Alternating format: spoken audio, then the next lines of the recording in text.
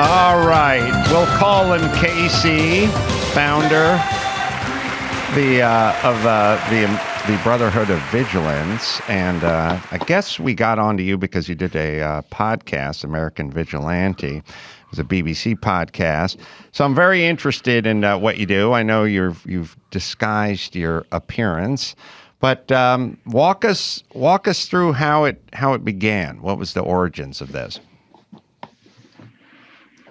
Well, Adam, I'd gotten out of the military and I was trying to kind of find my path in life. And I was one of those people that, I really didn't. I wasn't going to carry a gun again. I was just going to kind of live my life and be peaceful. And I was attacked. I was attacked by three guys walking down the street. I actually was working for a corporation and I was handling large amounts of money and I was going to go do a deposit. And we ended up having a serious altercation. I did take them all out. There was actually two police officers that were riding by on bicycles that saw the whole thing. And they just happened to sometimes go by where I worked. And so they knew who I was. And I went home that night. Well, hold on. Let's just backtrack for 1 second. You said you took them all out? Yeah. What do you mean by that? Well, there was three of them. One guy was leaning against the wall. Two guys were standing out on the sidewalk. And whenever I was walking up, one of them asked me if I had a light. And I told him no. And after I told him no, I went to walk, and the guy that was standing in front of me kind of put his hand out on my chest, and he goes, "Well, we need your money." And the guy that was overleaning against the wall stepped out with a knife. There wasn't a whole lot of time to think about it, so I hit one guy in the face with the money bag and stomped the other guy's knee, and I ended up messing him up pretty bad. The guy that had the knife, I took the knife out of his hand. I had it up against his throat whenever the police officers came there. They all ended up going to the hospital. Broken knees, separated clavicles, multiple contusions and abrasions. And I realized that if they were going to attack somebody like me, that they'd attack somebody like my mom or my sister or your grandma or your daughter. And I kind of made a decision that if I wasn't going to be part of the problem, I could be part of the solution. And that's how it all started. With his training, you should have realized that he was Lethal Weapon. Oh, yeah. Thinking of Con Air. Con Air, that's right. So this inspired this notion, but what is the bulk of your work? Like, how does it apply? What's the application in the real world? What are some of the cases you've worked on? My God, Adam, it's such a broad spectrum. The big thing that we really like to be noted for is our recovering of kidnapped children. We've provided closure to many families whenever the police have either been out of options or not had the opportunities that we have to be able to develop information. So we can aggressively pursue leads that law enforcement doesn't have the ability to do so. Gina. So in terms of your relationship or maybe lack thereof with law enforcement, do they butt up against you? Do they turn their head? Do they try and be a resource? Well, Gina, we don't contact law enforcement whenever we go to work. First of all, broadsword and blanket, what we do is illegal. When you're developing leads, sometimes you have to color outside of the lines of the law. And whenever a child, I don't know if you've got kids or not, but a kid's kidnapped, taken away, you've got a maximum of 96 hours before you'll probably never see that kid again. And usually within 48 hours, they're already dead or they've already been raped, molested, whatever you want to say. So when we get contacted, we pursue leads aggressively in every way that we can. So law enforcement, they're human beings, right? They love us and they hate us. The ones that I've been in contact with, I've had some cops that I've had to be involved with on certain levels that that love us and what we do, but they can't sanction it, and Right. they'd have to arrest me the minute that they knew that I was doing something wrong. How much And I know that. How much of this goes on in this country versus abroad? What do you mean this? You mean our work? Yeah, your work. Like, let's say someone's been kidnapped. Is it heading into Mexico, heading into Haiti? Like, is it heading somewhere, or is there a lot of it domestically? Well, I've never worked in Haiti. A lot of it domestically. I have worked outside of the country before. I've taken as many as 2 guys with me out of country on other jobs. We've never needed any more than 3 of us on any of those deals. The most men I've ever taken on one case was 6. My team's pretty versatile, and they're very good at what they do. Do you get compensated for it? Well, there's compensation financially, and then there's compensation morally, right? So compensation financially, probably what you're asking is probably less than 40% of the time we get financial compensation. Wow. I can tell you this, that we've done a lot more pro bono work than we've done paid work in the more than 2 decades that we've been doing this. And then a lot of times, even if we go into a place and there's exorbitant amounts of cash or something, we will even, instead of lining our pockets, which probably we're stupid for not doing, we will donate it to some person or place that's worthy, whether it's a widow of a military person that has kids, or whether it's somebody that's been hurt or injured in the past that needed some extra help, whether it be medical or mental or whatever. So we provide a charity service too. Can you walk us through a specific case that may give us a better idea of how exactly all this works? Well, yeah, I can. Do you want a vendetta case, or do you want a child recovery case, or do you want, what do you want, Adam? I'm going vendetta. We say vendetta. Yeah. Okay. Have you listened to my podcast at all? No, Say yes. Say yes. I mean, yes. No, it's okay. It's okay. Believe me. All right. So, one of the episodes is labeled, Amanda, and her husband had went. They'd known each other for, forever. They finally got married. They knew each other from high school. Amanda had went off into college, and then she came back, and he's just a blue collar worker. And they ended up getting married. And this kid, well, I can't say kid, this man, he had worked his butt off, and I mean hard, from the time he was probably 15 years old. And all he wanted to do was buy Amanda a really nice house and take her on a really nice honeymoon. And they were going to go down into Mexico. And on the second day there, she was kidnapped. And she was kidnapped because they were out. They weren't out partying. They were out being a couple in love. They weren't even hardly drinking. But she had been noticed a lot by the locals. She was just a beautiful girl that just attracts attention. And so some people came to their room pretending they were security. They ended up beating the hell out of him, taking her. Come on, Brian. Sorry, go ahead. No, it's okay. Oh, good. Brian is playing Amanda by Boston. Sorry, go ahead. Right when she's getting beaten and killed, Brian. Come on. That's all right. He's describing her beauty. Have some couth. Sorry, go ahead. When her husband shows up and gives you an ass whooping for it, it's not on me because I had nothing to do with it. So I'm sorry. So she gets abducted and raped and killed or beaten? No, she was just, well, not just, but she was abducted, and she was shot up with heroin, and she was being sold. She was being rented out daily. I can tell you this, after I recovered Amanda, this is something that's not in the podcast. When I got Amanda back, she had a sexually transmitted disease and 12 different semen samples inside of her. Well, don't skip past the part where you were contacted or how you found out about this. All right. So they're going to they're a young couple, they're in love, he's a hardworking guy, they're going to celebrate. They're strolling around. Right. Cartel guys, I'm guessing, get hold of her and basically turn her into a sex slave. That's right. That's exactly right. And so her father you get is a contacted. very wealthy man. And he was so angry. I mean, first instincts were to contact the FBI and everything else. And he had friends telling him that's going to take too long. So he started going through channels and contacting people. And finally, somebody gave him my name and my number.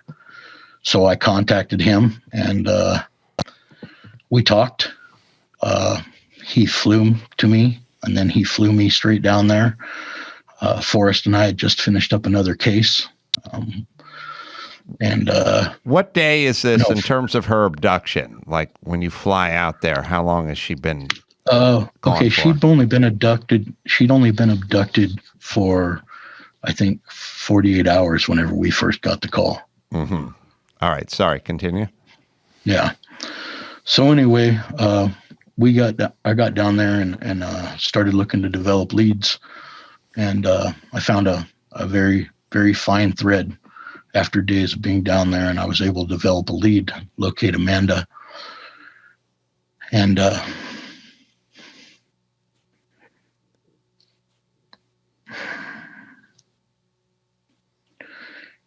anyway, I got her out of there. She was actually with another girl that had just been picked up. Where was she? Is this God? What's the Liam Neeson movie? Taken. Is this kind of that real life version of what we're talking about? I'd say it's very much like that. And so the only difference is that we've been doing this more than 20 years, and Liam made that like 4 years ago. So she's where's the husband at this point? He's in the hospital in the U.S. Where he was attacked, or when she was abducted? He was beaten so badly his skull was fractured. He had teeth knocked out. He was beaten severely. He had broken ribs and internal injuries. Her father flew him back up to the U.S. And it was clear the Mexican authorities weren't going to do anything in this case? I wasn't privy to that information, but I do know how Mexican authorities work, and I can honestly tell you that a blonde-haired woman with her man in Mexico, and she disappears. It's just another one of those things. It's an American that got drunk and was partying. So yeah. So they don't pay a lot of attention to it. You get a lead to where this safe house is, or wherever she's being kept, right? Right. How do you develop that lead? How's that work? Jesse, he had remembered something about the guys, and in the podcast I don't even disclose all the information because Jesse's the husband. Yeah. The one thing about my work is that a lot of the people whose lives I affect negatively only see what you're seeing right now. So, they don't know who I am. They don't know what happened. They just know that some guy came in there and this shit happened and, what the hell, right? So I can't give you all the identifying features. In fact, in the podcast, I even misrepresented the feature that was the identifying thing that Jesse gave me. But for lack of a better thing, it was a tattoo. And I was able to finally locate the guy. All I did was I went back to the restaurants that they'd went to, and I went back to the dance club they'd been to, and I just sat there and waited and waited and waited because the only lead I had was, a brown guy with dark hair and this certain tattoo, and that's all I had, right? That was it. So I just had to sit there and wait, and finally it was a Saturday night, and he came walking in with his friends, and they were actually drugging another girl. So I caught him doing that, followed him back to their apartment. And then, I don't know if it was apartment. What do you want to call it? I don't know. Whatever the hell they call them down there.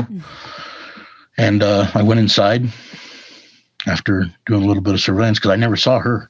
I never saw Amanda. I saw the other girl. But all the scenario was the same. The guy's ID fit. And so when I went in there, I ended up finding Amanda in the back room. And it's sad because one of the guys that was there right after they got back with the other girl went in to check on her. And in checking on her, he was gone about 25 minutes. So I'm sure you could put together what happened there while I was sitting outside trying to find out if she was in there or not. Do you go in with your partner? No, I went in. Well, let me see. Yeah, because Forrest was with me on that. And what are you armed with? I had a 10 millimeter handgun, and I had a knife, and I had an asp. That was all I had with me. What was the third one? Asp. Oh, An asp. I don't know what that snake? is. Like a It's a snake? retractable baton. Oh, Oh, okay. it's one of those foldable. The Yeah. telescopic. Or Yeah. whatever. Yeah, telescopic. All right. And did you go in there guns blazing, or what was their reaction when you went in? Well, one guy left. He had left the room, so I knew there was only two in there. And one guy was back. So when I went in, there was only the guy that was right there with the girl that was on the couch they'd brought in. And so when I came in, I just took him out, and then the other guy came out. I took him out, and that's when I found Amanda. And then the third guy came back, and I had to shoot him.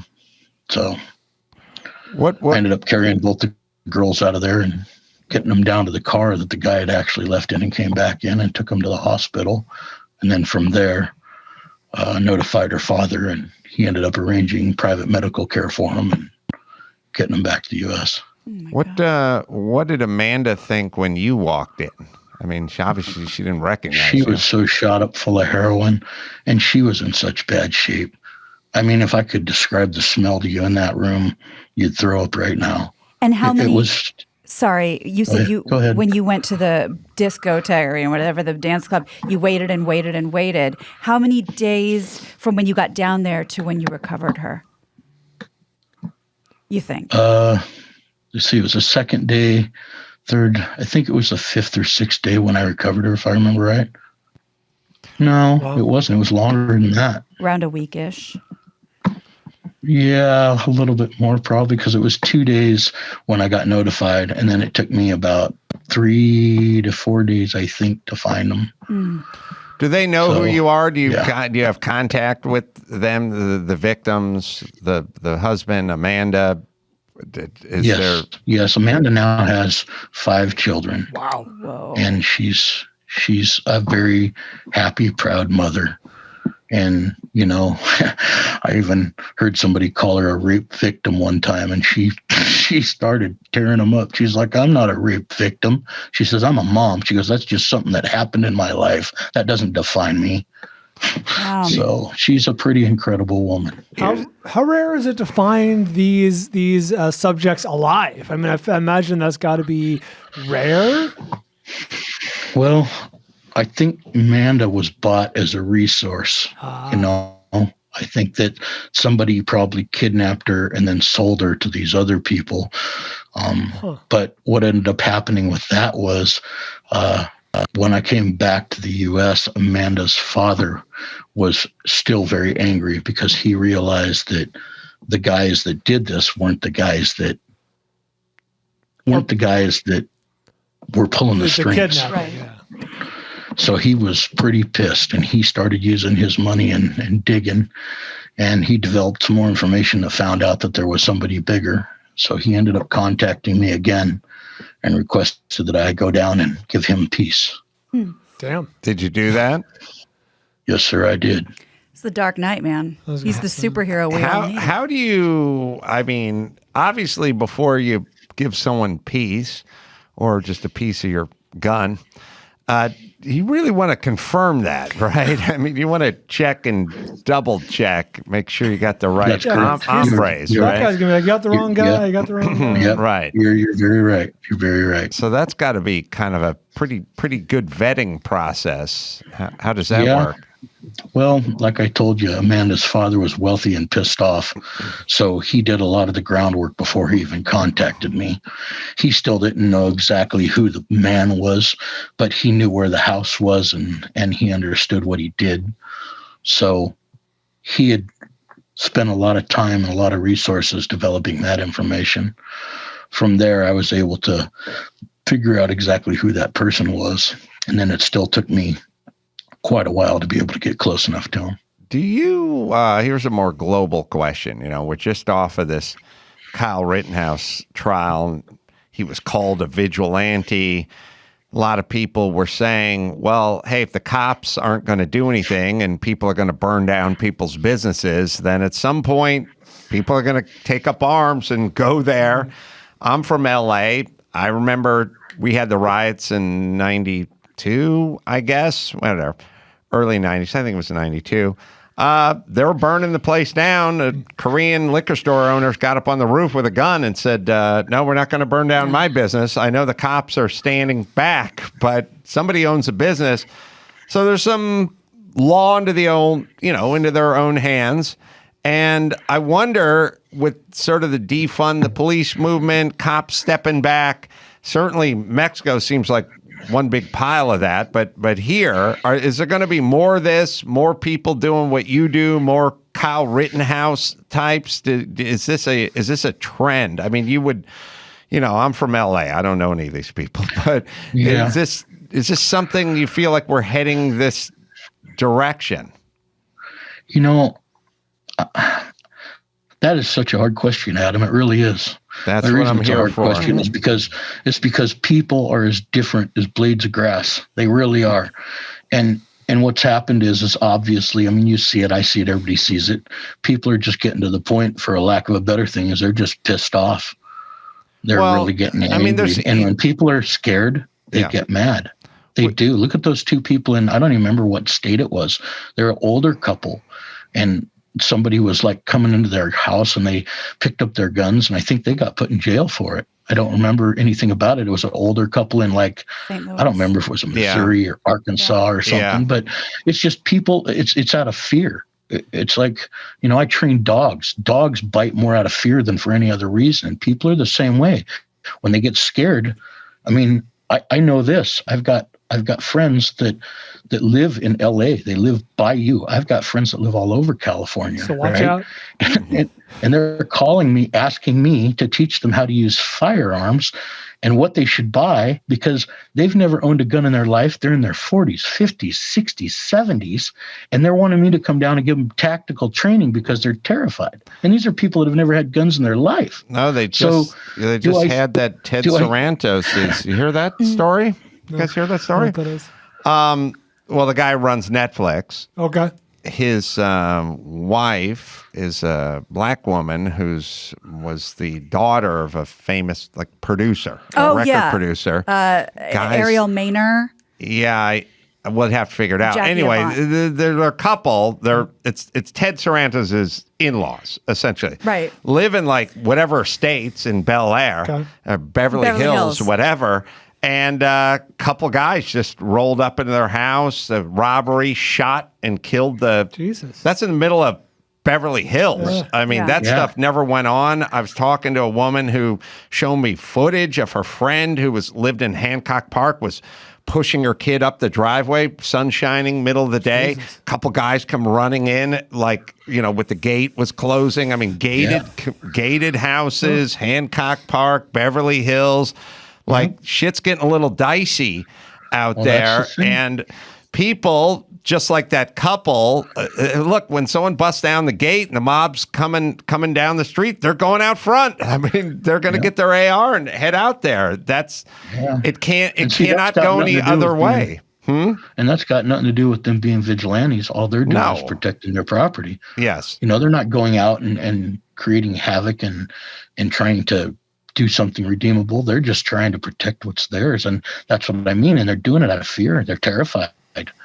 Yes. And I was floored at how many people were contacting me. Go ahead. Well, you were talking, Adam, a little bit macro, and I have sort of a micro question for you. You said you have friends everywhere. It's like you have to be able to live your life a little bit, I would imagine. Do you feel like you have this double life, and how hard is that for you to sort of negotiate? Well, I have lived a double life. You really hit the nail on the head there. I was married for a very long time, and my wife knew that I would go and recover kidnapped children, but she didn't realize what I did. Right. You know What it I took mean? to get them. Believe me, she had no clue. I'd be gone, and I'd come back with money and pay the bills, and I'd get called out on this. I'd come back, pay the bills, and she was a good wife and mom. She took care of the kids, kept the house clean, never had a problem, So when all this started coming to head, I kind of had to tell her, and we're not married anymore. But, my kids are old enough now, and they didn't know. My kids grew up knowing that every time my pager went off, I was going to pick up my gun and put it on and leave. And you want to know something that tears your heart out, it's your own kids coming up to you saying, Papa, be careful. It's a hard thing because they realize, and my son at 3.5 years old tells me, Papa, my pager went off, and all he said was, Papa, don't let the bad guys get you. That really hits you. Yeah. But the double life, yeah. I mean, I have a business, and I have things that I do normally, but everything I have is so that I can walk away if I get called out. And everybody on the team is the same way. And we all have adaptable lives. Well, sorry, I just wanted to know, besides the people you work with, is there anyone in your inner circle who knows everything? Only the team knows everything. Yeah. And here, this will make you blow your mind. Everybody on the team doesn't know each other. Oh, like independent contractors kind of. Wow. The rules of the team is that if you aren't going to go on the job, you don't get to know about the job. So it's an operational security thing. It's spokes in a wheel. Whatever area of the U.S. we're going to work in at that time, I'll contact team members closest to that area first. And if they are available and want to do it, then that's the way it goes. Reservoir But dogs. even if we get together, you can't talk about anything somebody hasn't been on a job with you. Right. So even a lot of the team members right now that started hearing these stories, and this was sanctioned by the team, they voted that I could do this.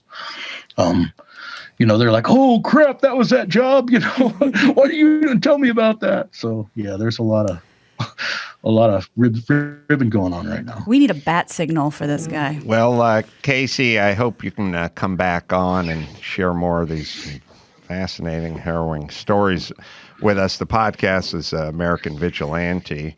And I'll throw out your website and your Twitter, but it's not on the page. No.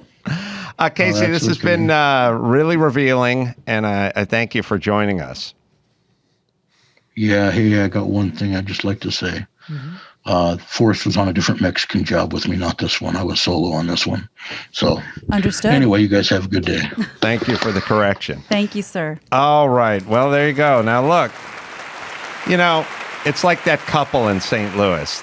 The news tore that couple apart. They became a punchline. And they're like, we want these guys arrested in the full extent of the law. It's like, what the fuck are you supposed to do when the mob is coming down the fucking street and the cops aren't coming? What would you like them to do, news outlets?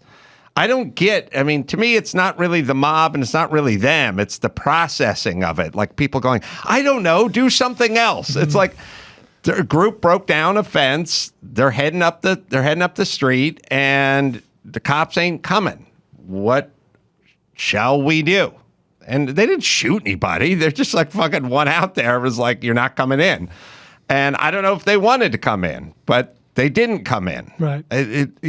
We had one out here with, I think we had a DA whose husband went out when the mob showed up on the lawn. Lacey. Jackie Lacey's husband went out, just went, you're not coming in here. He didn't pistol whip anyone. He didn't fire the gun. He just went, you're not going. I don't know if you're planning on coming into my house and setting it on fire or not. We don't know. That's kind of the problem. There have been many examples of you guys doing this. We'd like to encourage you to rethink We're that. encouraging you not to do whatever it is you potentially could do. And if the cops are going to stand back, then you're going to get more of this. And then somehow we live in this world where it's like, well, the cops are going to stand back. We got more angry mobs, but we're somehow, all our anger and ire is focused at the people who are standing there with the gun. We have to prosecute them. It's like, no, you don't. You need a society where marauding hordes of fucking hooligans don't run around and threaten people and set things on fire. All right. Of all the food you ever eat, this is some. Blandino's, our sauce is redder than the competition. All right. I still don't feel like we're capturing the bland part of the. Blandino's, unscrew a good line and enjoy. All right. There we Okay. Inspired by the star quarterback of the New England Patriots, Mac Jones, Zeroni, and Cheese.